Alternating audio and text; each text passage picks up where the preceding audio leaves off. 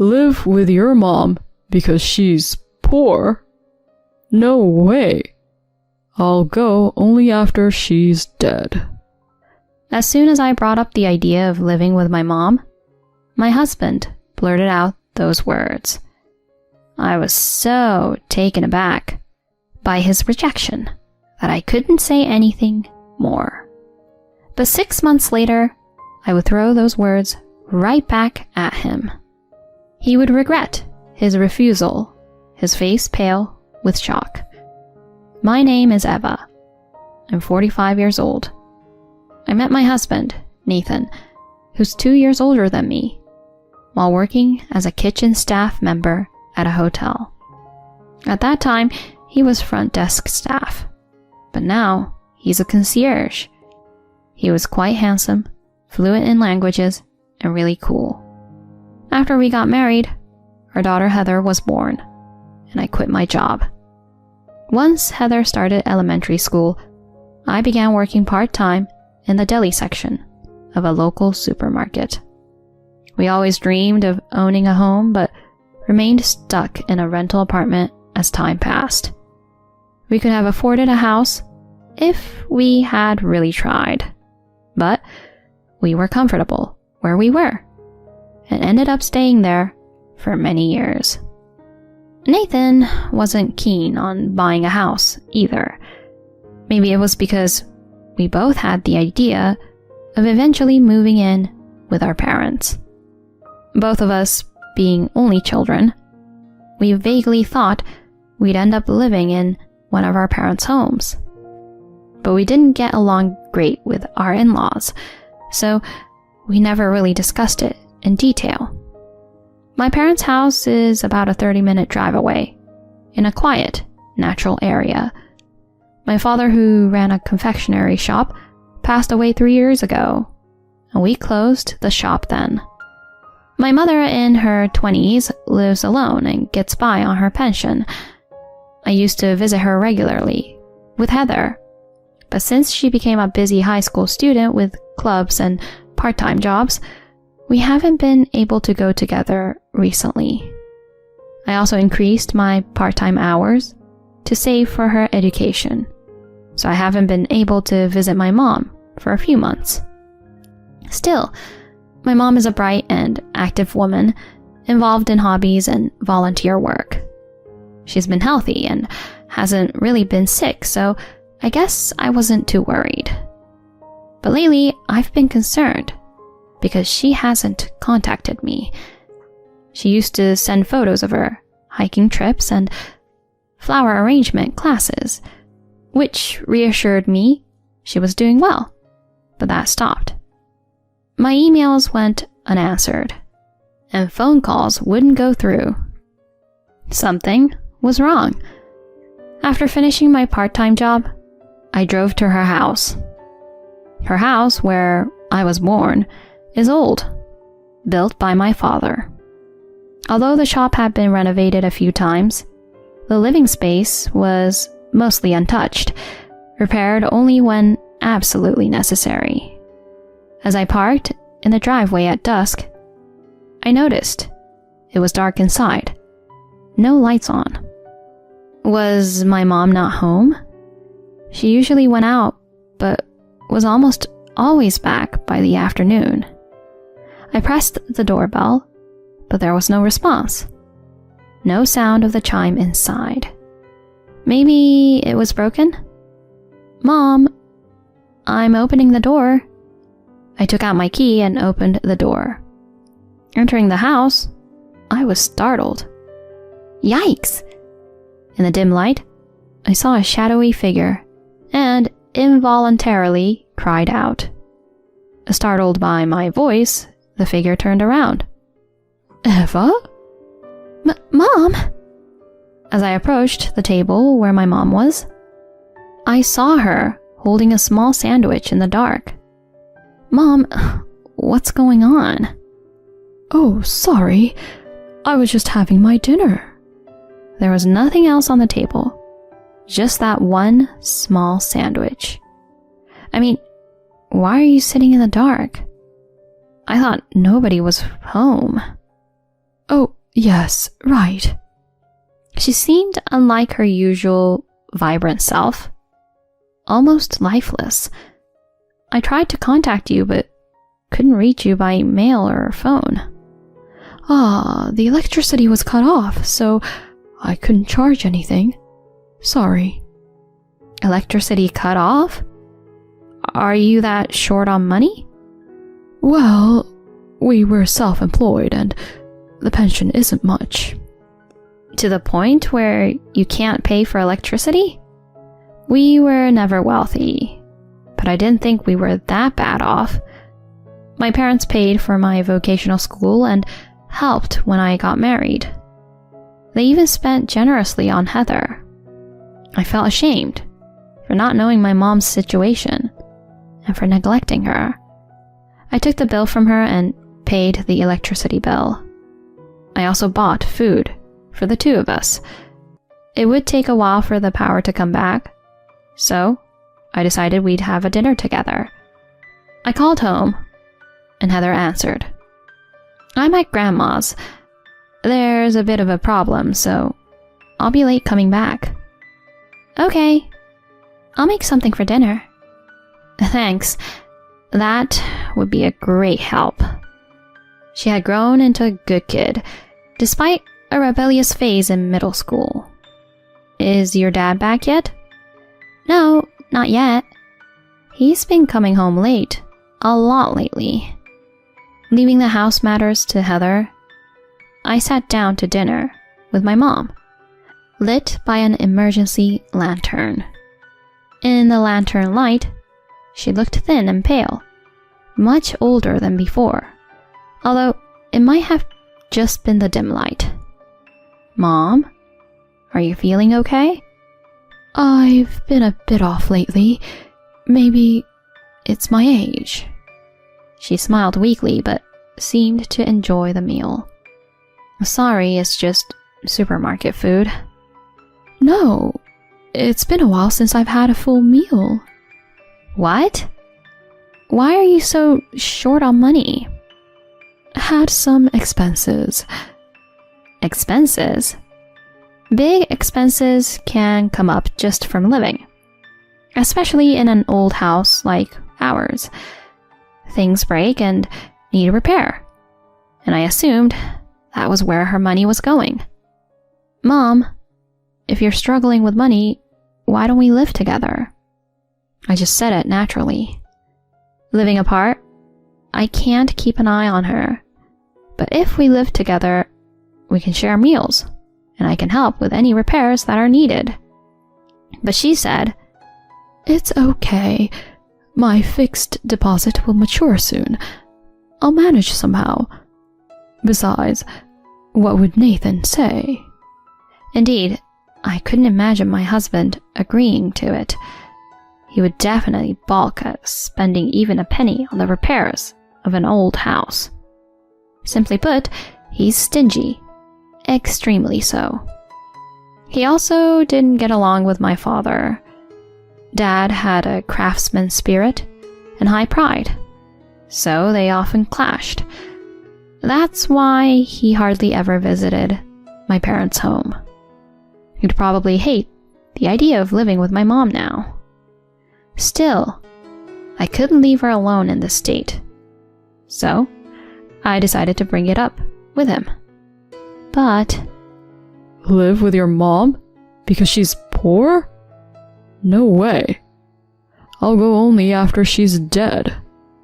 I expected him to oppose living together. But to say something like that? If this goes on, she really might die. Well, I'll consider going then. What? I never thought he could be so cold. And when I told him I paid my mom's electricity bill, he got furious. You paid her electricity bill? Why should we have to pay for that? He's extremely particular about money, probably influenced by the way he was raised. His parents would spend on themselves, but never for others.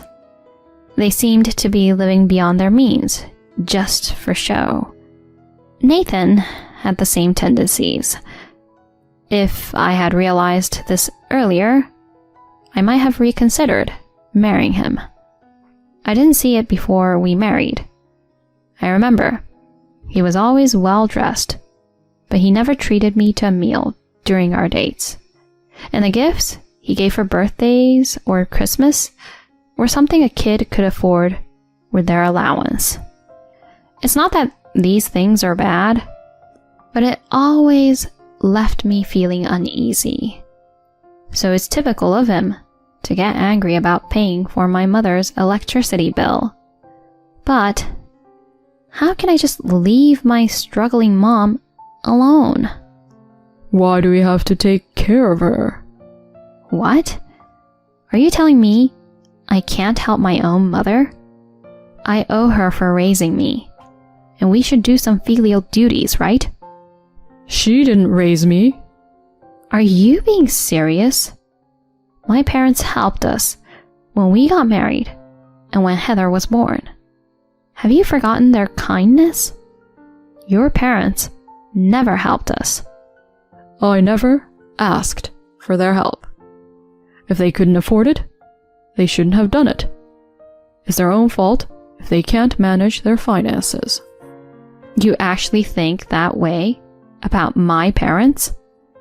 Anyway, it's got nothing to do with me. There's no use arguing with someone like him. Even though I knew it was futile, my frustration didn't go away. As always, my daughter was the one who could lift my spirits. She had been difficult during her teenage years, but now she's a great person to talk to. Mom, I feel bad for Grandma. She must have overheard my conversation with Nathan. When he left the living room, she came in and said, "Use my part-time money. Let's help her." I hugged her without thinking.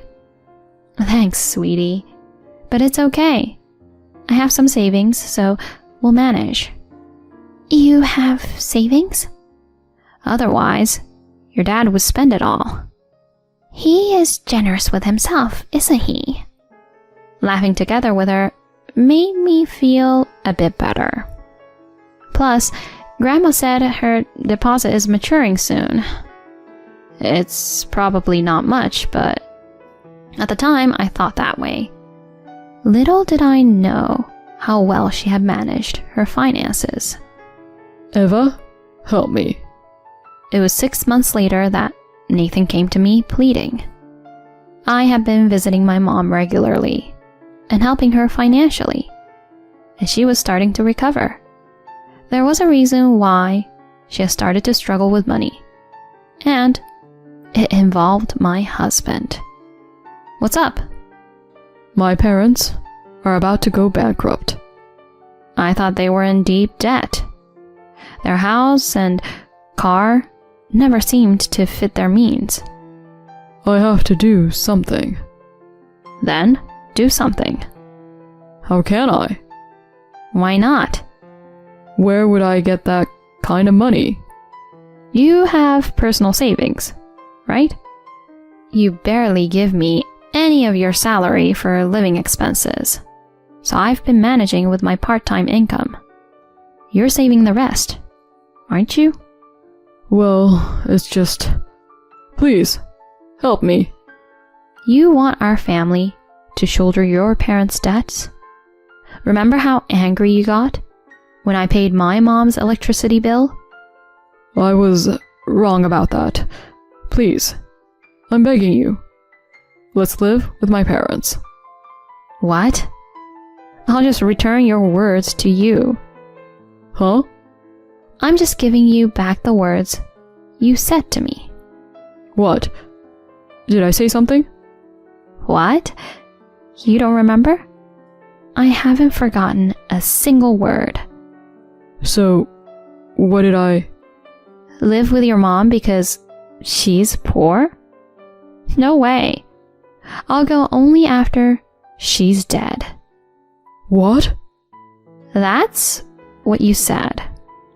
Well, Do you remember now? No, ugh. You said it was her fault that she couldn't manage her finances. Why don't you go live with your parents alone? And what will you do? I'm going to live with Heather at my mom's place. What? I'm saying I'll live with my mom. Are we going to live separately? Of course. You didn't help when my mom was in trouble. I have no intention of helping your parents. Besides, I plan to dissolve our marriage. What? I presented him with the divorce papers I had prepared. Why? Why don't you ask yourself? Ugh. Just then, Heather came in. Dad, this came for you. He turned pale as he saw the envelope in her hand and tried to snatch it back. She deftly dodged his attempt, and he stumbled and fell. Ouch. Did you read this? I took the envelope from her and pulled out the documents inside. Sorry, but I opened it. This is a notice from the credit company about your loan, right? What did you need to borrow money for so badly? It was necessary. Necessary for what? Let me guess. You gambled it all away, didn't you? How did you... Heather saw you entering a casino several times on her way back from her part-time job. What? Not just that. Your computer history is full of online casinos and horse racing sites. Don't use my computer without permission. I needed it for research. You won't buy me one. You work, don't you? I don't make enough to buy a computer. I'm even buying what I need for school myself. We're living mostly on Mom's part-time income because you don't contribute. I couldn't ask Mom to buy me a computer. And to think you have been gambling away your money. Heather. Defeated by his daughter's words, his shoulders slumped.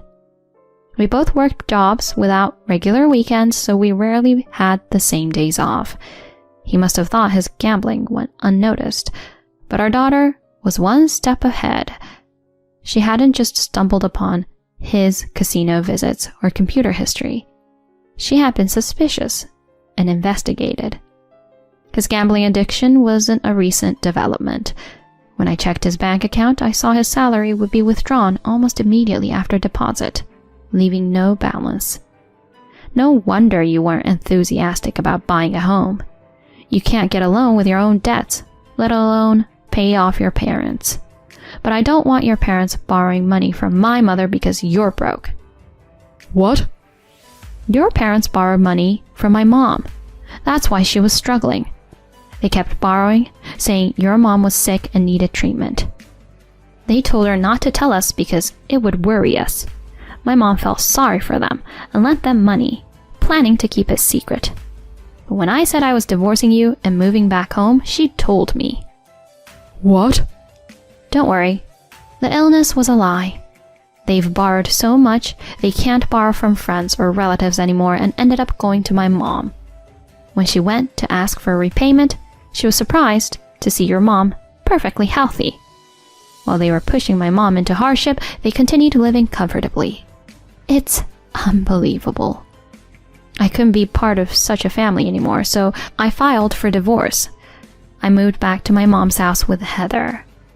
Nathan eventually moved out of our apartment and went back to his parents, taking up extra jobs alongside his main work to pay off his debts. After living beyond their means for so long, they must be struggling with a simpler lifestyle. As for my mother's fixed deposit, it matured. I was surprised at how much she had saved. Mom, you managed the money so well. I knew the pension wouldn't be enough and I didn't want to be a burden. I saved desperately. I thought Dad would be able to work longer, so that was a miscalculation. No, you did great. Thank you. We should be okay for a while. This money is yours to use freely. She handed me the passbook. I can't take advantage of my mom, but may I borrow some? I had made a decision. When I moved back home, I quit my job, but life goes on, and there are expenses, especially with Heather's education. I decided to renovate my dad's confectionery shop. I have a cooking license, and I used my experience from working in the supermarket deli to open a delicatessen. Initially, only a few locals and regulars of my dad's shop came, but gradually more customers came. The business did well, and it got busier. My mom and daughter helped sometimes. My mom fit right in as if it had always been her shop, which in a way it was. She enjoyed working, reminiscent of the past. I never thought I would take over my dad's shop. I can't make sweets like him, but I plan to offer deli items and sweets. It's nice to have a delicatessen like that, isn't it?